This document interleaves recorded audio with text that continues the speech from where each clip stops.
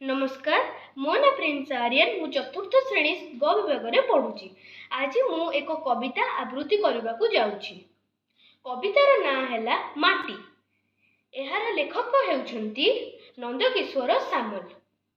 ए माटी आमको कियबा देइनी, देई अछि खाद्य बास।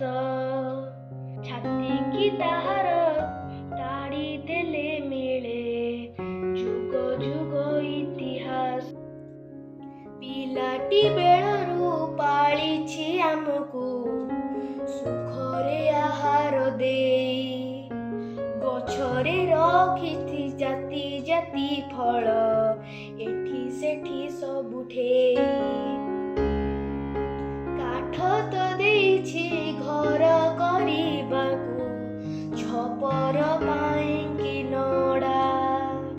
परिबा शाग तो देइछि उजाड़ी, जाहार जे परि लोड़ा। मुग बिरि दान गहम मांडिया, कोण से देई नाही।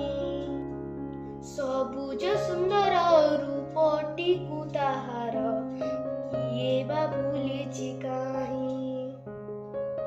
छाती रे ताहारी केते जे पहाड़, पर्वत एठी सेठी।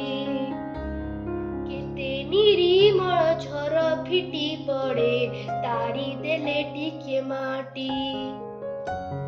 खणीय खादन केते जे के जानी, माटी ताड़ी देले मिले।